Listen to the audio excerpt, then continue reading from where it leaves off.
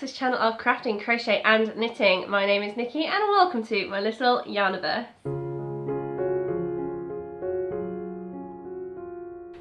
So hello, welcome back if you're a returning viewer. As always, if you enjoy the content on this channel, then do make sure that you leave a like, leave a comment, subscribe. Let me know how you're doing, what you're making, what things do you enjoy to see crafting on this channel the most. Let me know by leaving a comment. I have been feeling a little bit more high energy. Last month was very busy and it took its toll, but today feeling a little bit more like energized, ready to go, enjoying the sunshine, because despite the fact that it is, I think, March when this video comes out, it is still quite cold and yet nice and sunny, which is really great. So I decided today to get the sewing machine out, because knitting and crochet, I can pick that up, do it anywhere in the house. You know, I can sit at my desk doing it, I could bring it downstairs, I can sit in bed if I'm really cold. But with the sewing machine, I'm really quite limited to the dining room table because I need a power socket for the sewing machine. I kind of need the iron as well plugged in to try and smooth the fabric out as much as possible, get the creases out, and so I have to move everything out of storage onto the dining room table. Sewing machines are heavy. Get out all the fabrics, the scissors, the needles, the threads. Obviously the machine needs the wheel, the pedal plugged in, and it's just quite a big task to get everything set up and then to take it all down again so we can use the table to eat. So it kind of requires a bit of time spare to be able to get set up, and time is what I had. So I've had a lovely morning doing some crafting. I've got some videos to show you, but first let me just say a little bit about what I made. I have been wanting to make for a while now some pouches, because I really loved this pouch that I got given for Christmas one year. It's just the perfect size, beautifully lined, perfect size to keep my spare cables in, for my circular needles. And at one point I tried to store more things in here, but then I decided no, I really want to keep this one just for my circular needles, and then maybe I'll make my own pouches to keep other things in. So I did a little bit of a Hobbycraft haul. I got this beautiful fat quarter set. So I'm not so keen on the sort of the tonal one that they put in here, because I'm not big on pink, and I also just don't think it goes that well with the rest of the set. I feel like it's a bit of an outlier with the rest if I just kind of try and fan this out. So I don't really like that middle one, but the other four I absolutely love. So let me just take that off to one side. The other four I really love. There's this beautiful, just plain nice starry, and it's purple. I'm a quite big fan of purple. There's this beautiful magenta and blue checkered pattern as well. A bit plainer, but I love it because they're really nice colours. There's this one here, which is just a moon, starburst, sunshine, orbital kind of look. Again, beautiful colours, so really like that one. And then the main one in here is this actual just spacey planet, moon, star, constellation mix. So yeah, really love this pack. Wanted to make pouches with it because I think that would go nicely with my other starry one. And I also then realised, okay, I'm going to need some lining. I thought I might use that to line it at one point, but then I kind of, like I said, I held it up and it doesn't go with those colours, so I don't think that would work as lining. So I just went to the shop. I took the fabric and worked out I'll just get some plain, nice big, I think this was actually a metre by metre of plain white. I won't open it all up. It's quite thin though, so it was only, I think it was like £4 a metre, so it wasn't too expensive, but having worked with it now, it is quite thin, and you know, I was quite worried that it was going to pucker at one point, but we managed, it worked fine.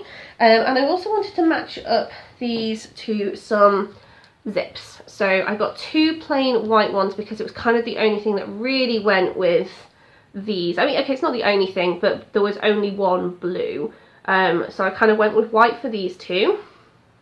because as you can see the purple's not quite right purple. So I've got 2 white zips and I've got a blue one actually to go with this, because the blue also doesn't quite match this one. So I decided to put the blue with this because it looks like it matches the stars. This is the starburst.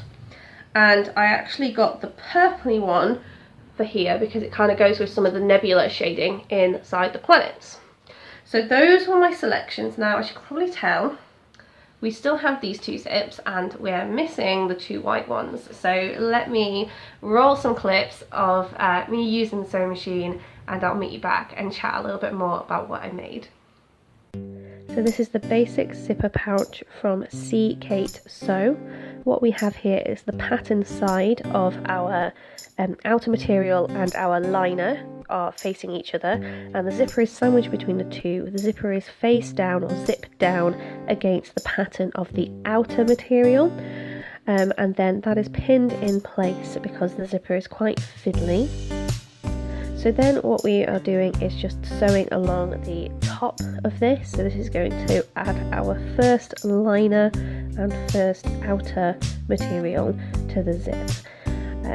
So this is a bit fiddly if you don't have a zipper foot, but it is possible. I just used a basic foot.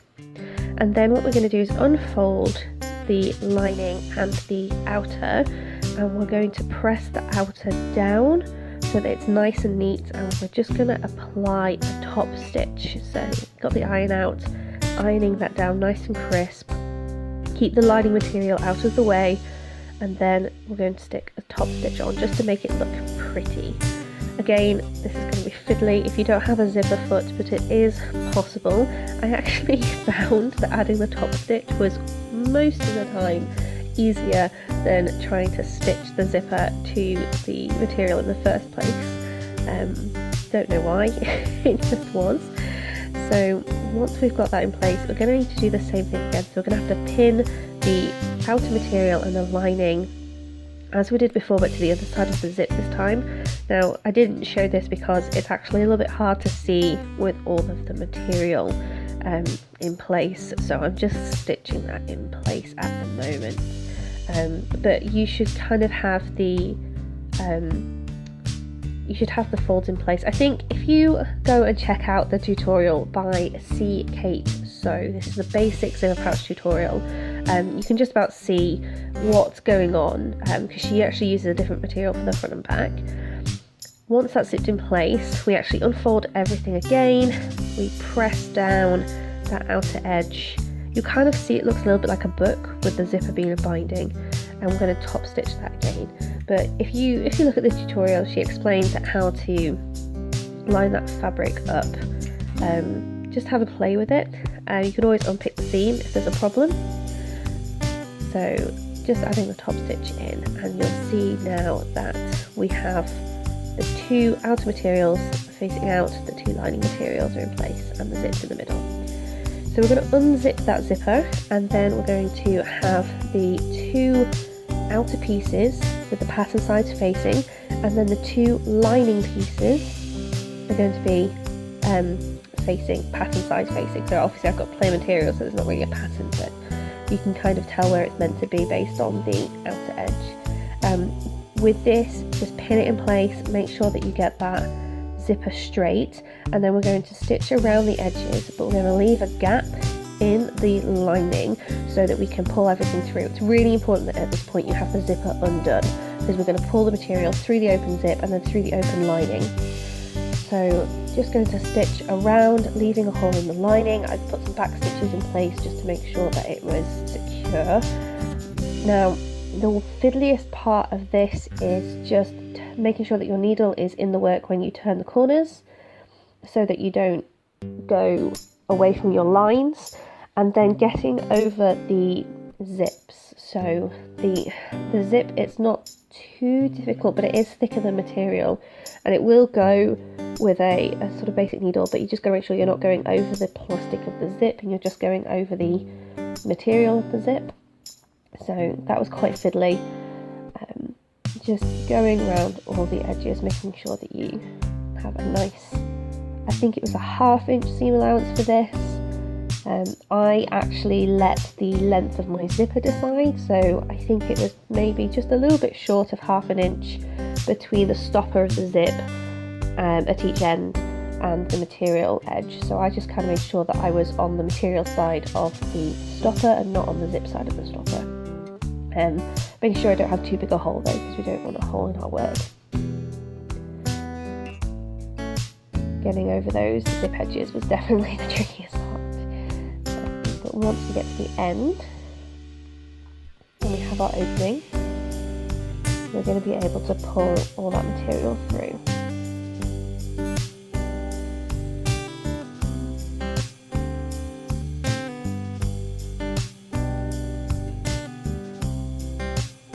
And there it is.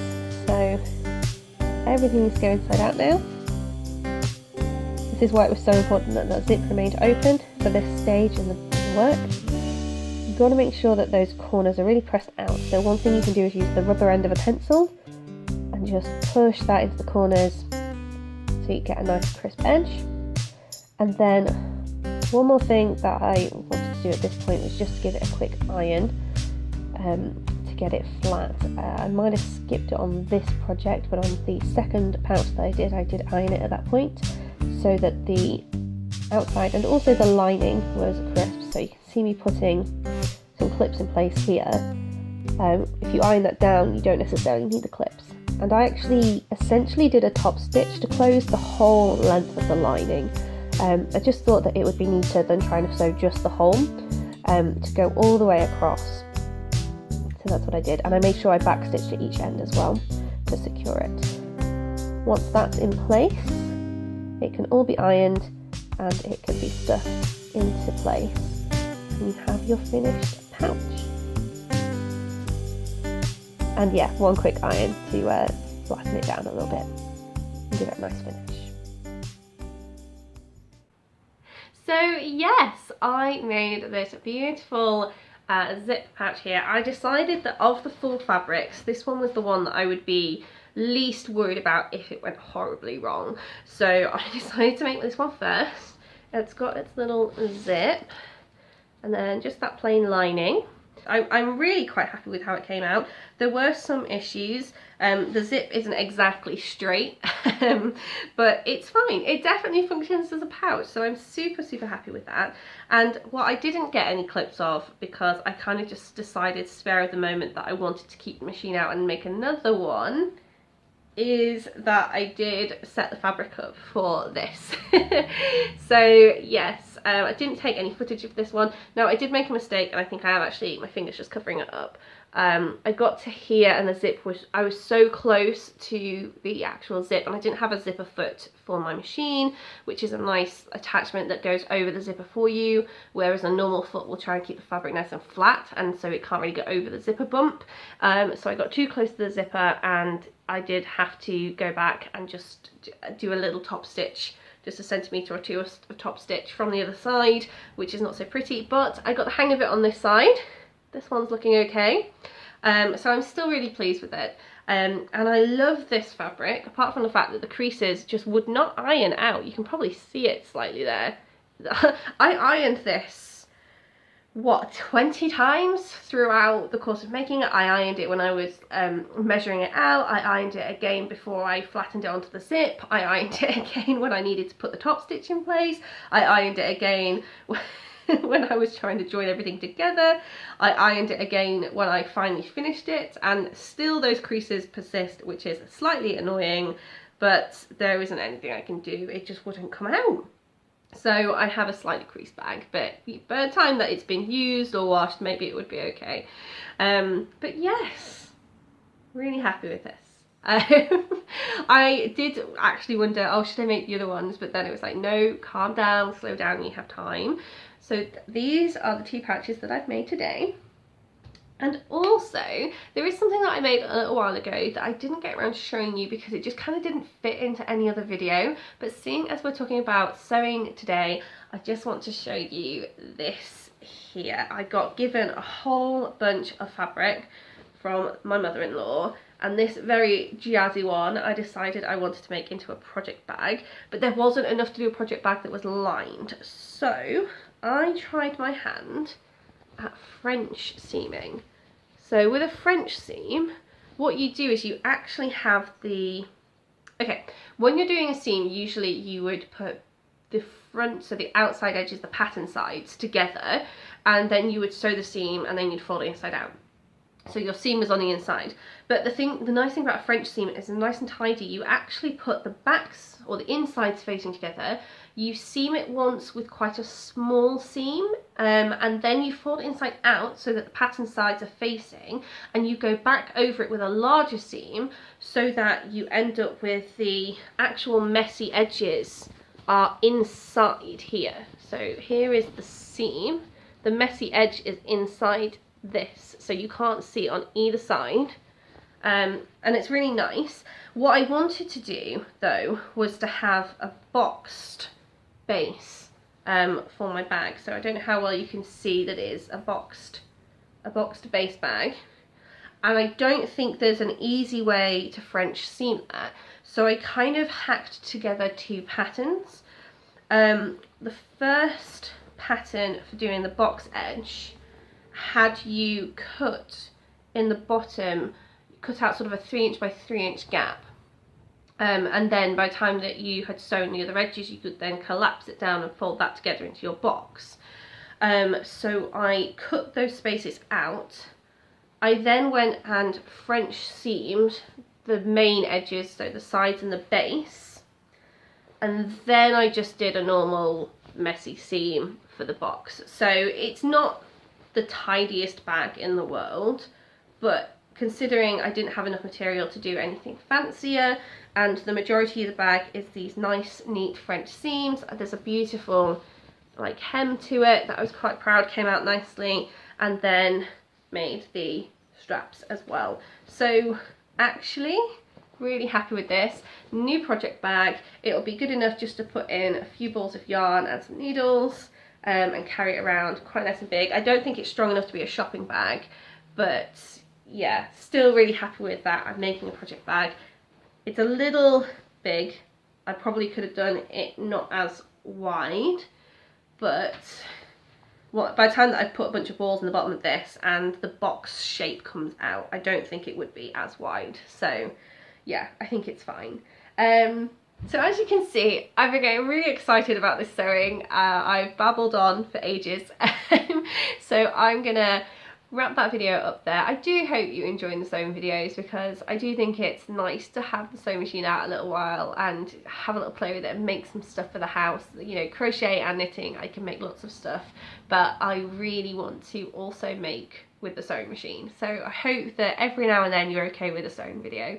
I will be back to knitting and crochet in the next one. So yeah, if you're here for the yarn, then stick around for next week, and I will see you then. Bye for now, everyone.